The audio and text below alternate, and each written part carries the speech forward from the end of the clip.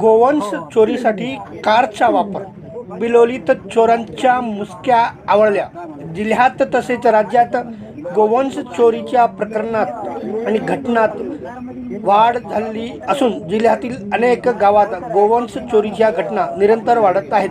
अशा प्रकरणांना हिंदू मुस्लिमच्या दृष्टिकोनातून न पाहता प्रशासकीय भ्रष्टाचार आणि चोरीचा गुन्हा म्हणून पाहण्याची गरज असून देशातील अव्वल दर्जाची पोलीस यंत्रणा महाराष्ट्रात असताना सतत होणाऱ्या चोऱ्या वाढत असून चोर आणि पोलीस संबंध तसेच त्यांचे हितसंबंध या दृष्टीने तपास केल्यास खाकी वर्दीतील कसाई कोण आहेत हे समाजाला दृष्टिक्षेपात येईल.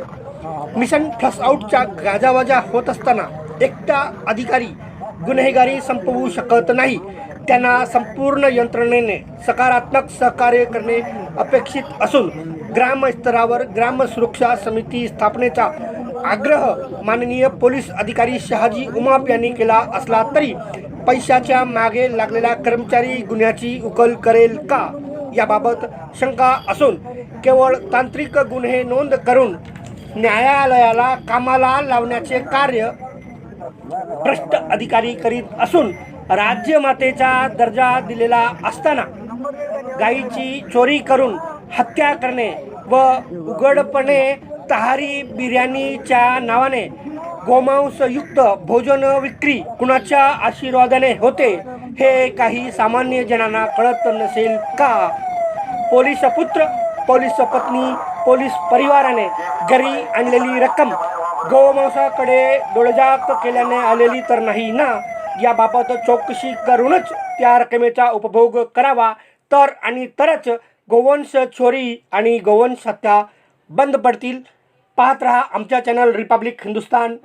जय हिंद, जय महाराष्ट्र, जय श्रीराम. चॅनल सबस्क्राईब करा, शेअर करा. जय हिंद. आपल्या पोलीस स्टेशनचे पोलीस निरीक्षक श्रीमान भोसले साहेबांना आम्ही रात्री मध्यरात्री 2 वाजता माहिती दिली की जनावर चोरी करणारी टोळी या लाल कारच्या कारमध्ये आणि रात्री मध्यरात्री पुरुषी गल्लीमध्ये हे जनावर घेऊन गेले आणि पोलीस आल्यानंतर हे सगळे चोरटे ज्यांनी 2 वर्षापासून संबंध जिल्हाभरातील प्रत्येक तालुक्यातील असतील, प्रत्येक ग्रामीण भागामध्ये असतील, तेलंगणा असेल, निजामाबाद असेल, अशा अनेक भागातून जनावर चोरी करणं, बौद्धांच्या लाटर हाऊसमध्ये घेऊन जाणं आणि विकणं, गोमांस संबंध जिल्हाभरामध्ये त्याचं वाटणं असं 2 वर्षापासून सुरू होतं. माझ्या समाजाला, प्रत्येक हिंदू समाजाला आव्हान आहे की ज्याचे ज्याचे जनावर चोरी गेलेले आहेत अशांनी 2 वाजेपर्यंत आपण पोलीस स्टेशनला येऊन कळवावं. जिल्ह्यातील असतील, तालुक्यात असतील, अन्य राज्यातली असतील जनावरं ही टोळी गेल्या 2 वर्षापासून त्याचे नावही आमच्याकडे आहेत.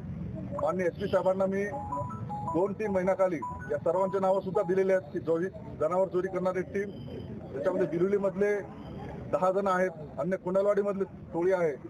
सगळ्याचा पर्दाफाश करायचा असेल तर समाजाला आव्हान करतो, सगळ्यांनी ताकदीनं या प्रकरणामध्ये उभं राहावं. जास्तीत जास्त त्याचा मीडिया फ्लॅश करा. समाजासमोर अशा जे मूर्ख लोक आहेत ते जनावर चोरी करतात अशांचे नावं समाजासमोर आले पाहिजेत. या चोरी करून या पैशाच्या बळावर ज्यांनी मोठे मोठे दुकानं स्थापन केले, मोठे मोठे व्यवहार स्थापन केले, अशांना तोडून काढायचं असेल तर समाजाने एकत्र येऊन अशा सगळ्या चोरट्यांना समाजासमोर आणलं पाहिजे. त्याच्यावर योग्य ती कारवाई केली पाहिजे. समाजाला पुन्हा एकदा आवाहन करतो ज्याचे त्याचं जनावर चोरी गेलेलं अशांनी 2 वाजेपर्यंत येऊन आपल्या पोलीस स्टेशन येते त्याच्या नावं नोंदणी करा किंवा विश्व परिषद कार्यालयामध्ये या. त्याचे जनावर चोरी गेले अशांना आपण योग्य ती कारवाई या प्रकरणाच्या माध्यमातून समाजाला हे जे चाललेलं रॉकेट आपण उघडकीस आणण्यासाठी प्रयत्न करू.